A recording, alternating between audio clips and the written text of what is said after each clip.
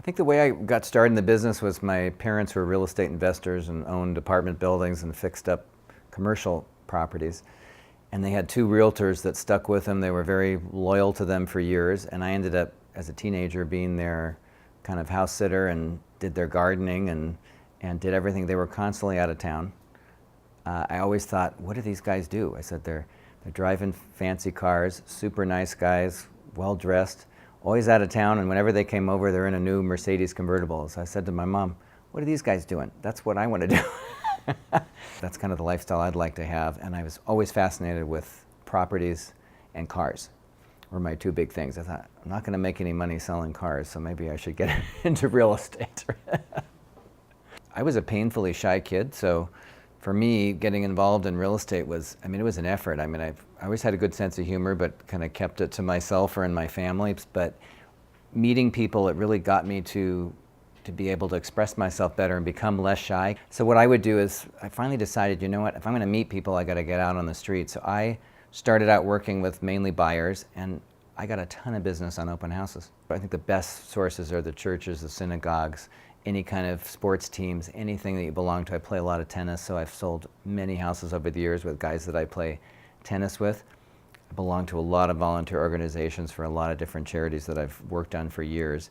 And those people just met a lot of great people and been referred a lot of listings, buyers, friends over the years, but invaluable source of social networking and business in those days. It was really just getting out and putting your face in front of people and not in front of a computer. I try to involve my sense of humor in a positive way in real estate by trying to break the ice. I have a nickname as the 3D broker, which I deal with death, divorce, and dismemberment when people have been separated from their minds. So when they become completely crazy.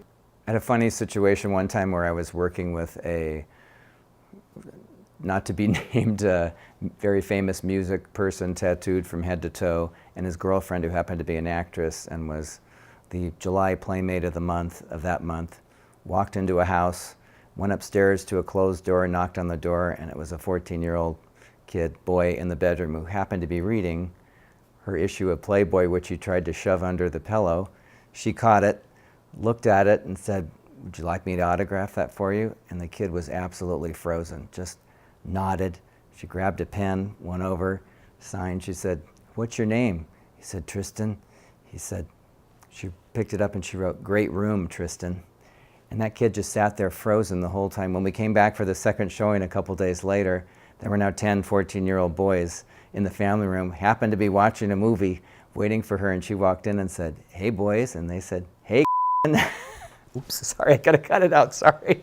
Can we use first names? And I think just the idea of getting out and mixing with people and being able to change your life by meeting people that you would not normally run into in everyday life, but real estate's provided me with the opportunity to not only meet those people, but socialize with them, make very close friendships.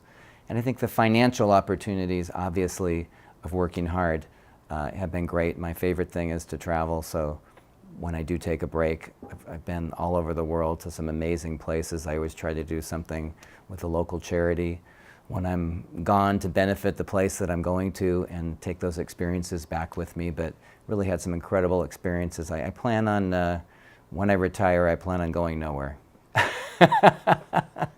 Just holding still, right?